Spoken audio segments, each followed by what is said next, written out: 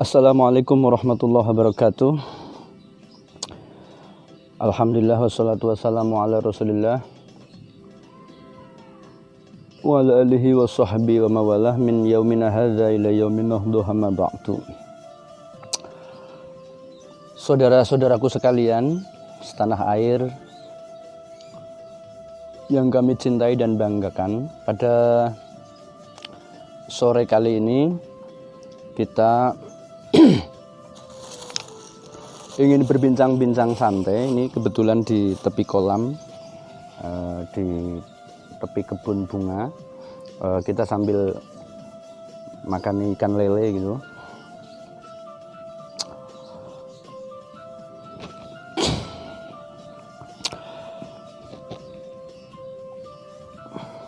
Pertama, kita bersyukur kepada Allah Subhanahu wa Ta'ala, Tuhan yang Maha Kuasa, di mana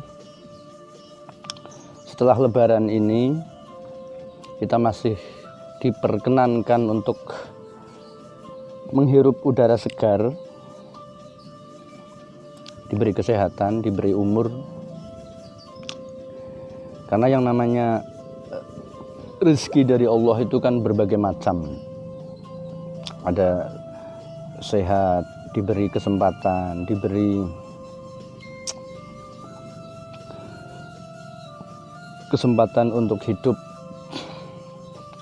terlebih rezeki yang sangat berharga yaitu diberi akal budi yang masih normal, juga diberi hati nurani, di mana dengan hati nurani itu memungkinkan manusia dapat mengaktualisasikan akal budi kita, dapat mengaktualisasikan aktivitas kita untuk yang diharapkan aktivitas yang maslahat, yang bermanfaat, baik bagi diri sendiri, bagi lingkungan, lebih-lebih bagi bangsa kita secara umum.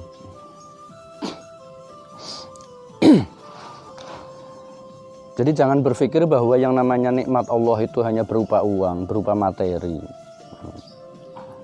Banyak orang yang materinya melimpah, tapi karena kesehatannya itu sudah dikurangi, semakin tua dikurangi. Maka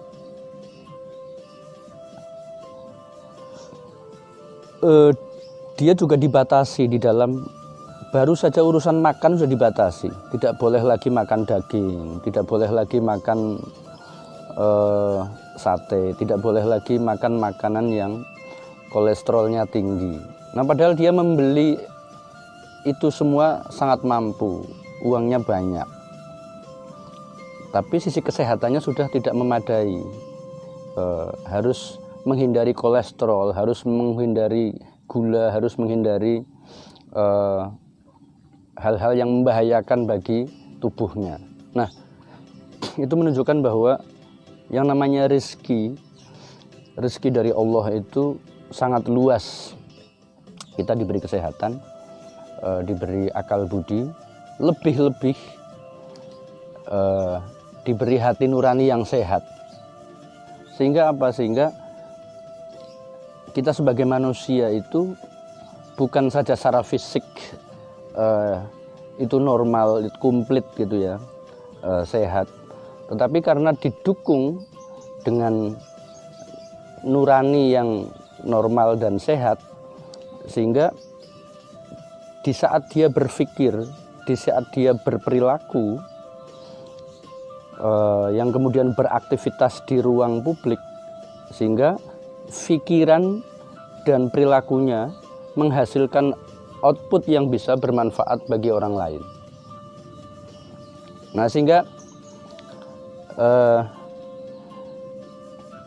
dulu saya sampaikan bahwa yang namanya syukur itu kan tasarrufun ni'am ila ma yardha bihil mun'im.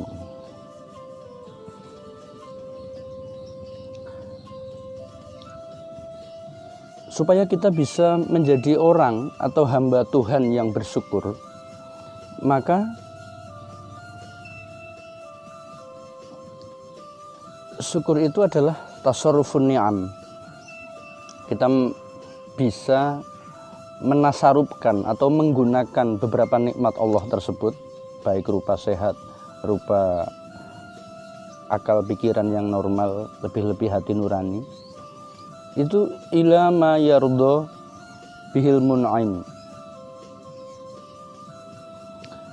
sesuai dengan apa yang diridhoi oleh al-mun'aim. Al-mun'aim itu siapa? Ya zat yang memberi nikmat tersebut, Allah Subhanahu wa taala. Jadi kalau kita bersyukur itu upaya kita di dalam mewujudkan rasa syukur itu apa? Yaitu kita berbuat, berpikir, berkontribusi dalam bentuk apapun, tentu harus hal-hal yang bermanfaat. Tidak boleh sekali-kali merugikan orang lain, karena harus sesuai dengan ila ma yardo bil mun'aim, harus sesuai dengan, harus yang bentuknya itu harus ma yardo, sesuatu yang diridhoi oleh al-mun'aim, zat yang memberi nikmat tadi.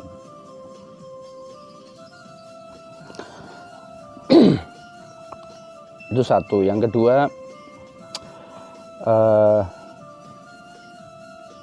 hidup seseorang atau manusia itu semuanya kalau ditanya kowe kepengen bahagia atau tidak, pasti semuanya itu menjawab kepengen bahagia.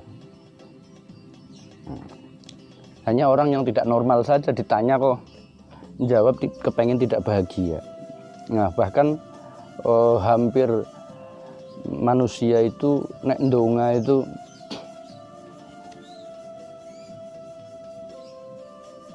baik panjangnya apapun doanya atau yang sesingkat apapun, itu belakangnya diakhiri dengan doa sapu jagat, Rabbana atina fid dunya hasanah wa fil akhirati hasanah. Dia minta, ya Tuhan,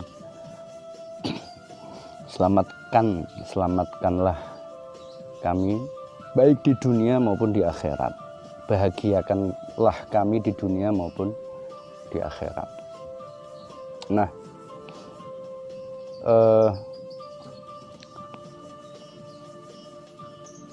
kira-kira supaya kita satu sisi bersyukur itu karena kita di dunia ini memang fitrahnya itu Tuhan dari awal menciptakan manusia dan jin itu kan, wa ma khalaqtul jinna wal insa illa liya'budun. Kami tidak menciptakan jin dan manusia illa liya'budun, kecuali untuk mengabdi, untuk menyembah. Nah,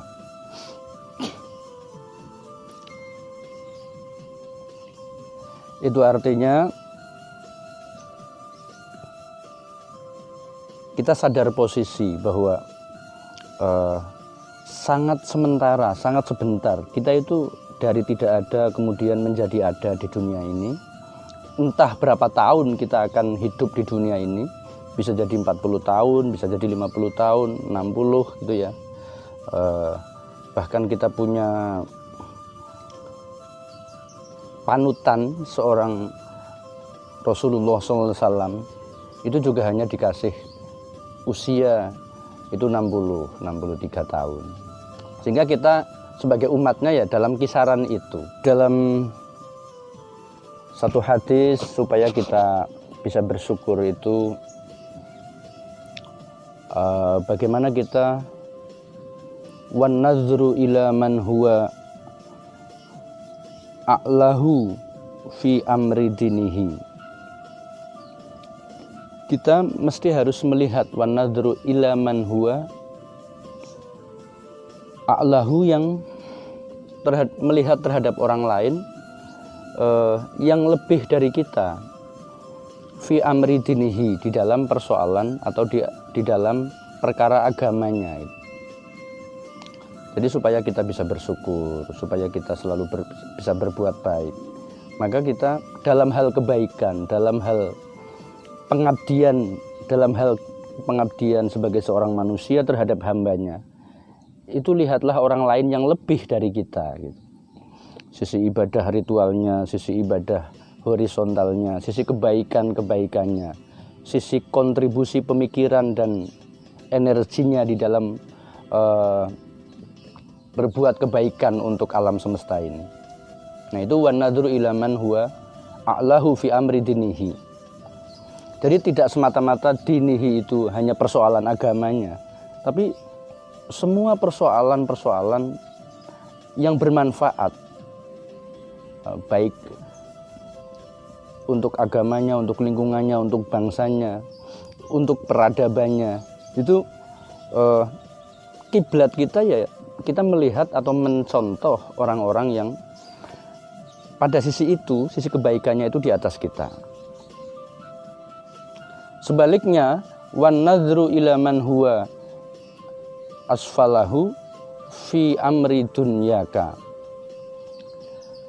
Tapi pada persoalan yang bersifat dunia, bersifat materi yang sementara, kita suruh wan nadru ila man huwa asfalahu. Kita memandang orang yang lebih di bawah kita, supaya kita tidak tercengang gitu ya. Melihat orang, kita baru punya motor, temenku sudah punya mobil mewah, temenku yang lain sudah punya rumah mewah, temenku yang lain bahkan sudah punya apa-apa yang lebih dari kita. Sekalipun pada satu sisi sebenarnya dalam hal untuk memotivasi dan berlomba-lomba, sesungguhnya melihat ke yang lebih di atasnya itu baik-baik saja, asal psikologi kita sudah siap. Tetapi kalau kita belum siap secara psikologi, maka dalam hal materi, maka kita wan nadhru ila man huwa asfalahu fi amri dunyaka. Lihatlah orang yang di bawahmu jika itu persoalan dunia. Kamu punya mobil, lihatlah orang yang di bawahnya. Oh, temanku masih pakai motor, saya walaupun mobil kayak gini alhamdulillah, kalau kepanasan tidak panas, kehujanan juga tidak dingin karena dalam mobil. Kalau ada jeglongan gitu ya, itu tidak roboh. Tapi coba bayangkan teman-teman kita kalau naik motor itu ada jeglongan, tiba-tiba roboh. Nah, dengan demikian kita menjadi bersyukur. Alhamdulillah ya Allah, ternyata saya jauh lebih diberi anugerah yang luar biasa oleh Panjenengan Gusti, dibanding dengan ternyata banyak sekali saudara-saudara kita yang masih kekurangan, bahkan untuk dimakan saja itu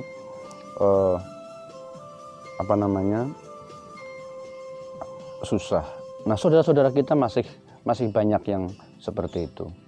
Dengan demikian menjadi syukur. Jadi dalam hal kebaikan kita melihat orang lain yang lebih tinggi, yang lebih baik dari kita, tetapi dalam hal dunia kita melihat orang yang di bawah kita, supaya kita bisa mensyukuri nikmat Allah itu dengan sebaik-baiknya.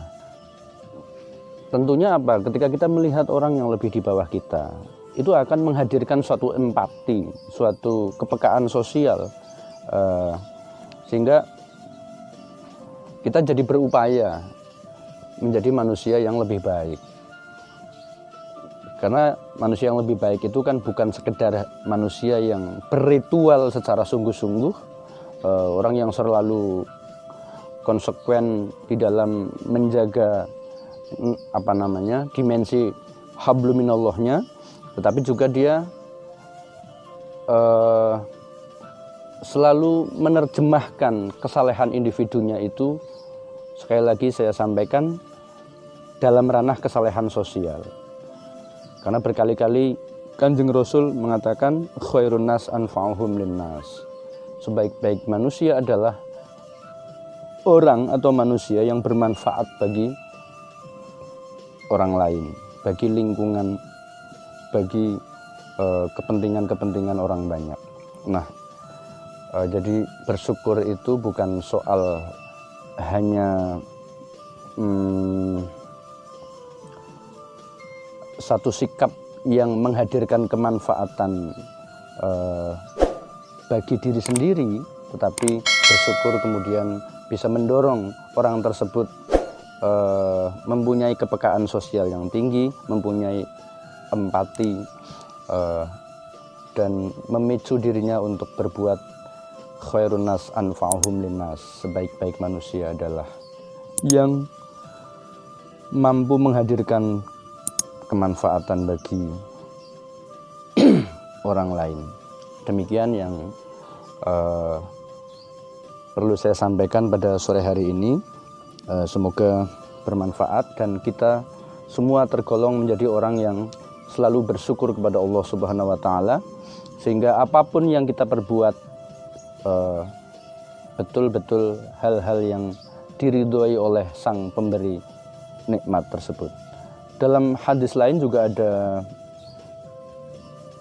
ada pandangan bahwa min husni islamil mar'i tarkuhu ma la ya'ni. Termasuk indikator idealnya beragama seseorang, Islamnya seseorang itu adalah tarkuhu ma la ya'ni. Dia sudah mampu dalam hidupnya menghindari hal-hal yang tidak bermanfaat bagi dirinya. Itu artinya bahwa kita dituntut menjadi manusia yang selalu harus berupaya dalam hidupnya untuk berbuat hal-hal yang bermanfaat saja. Demikian, semoga bermanfaat. Wallahul muwaffiq ila aqwamit thoriq. Wassalamualaikum warahmatullahi wabarakatuh.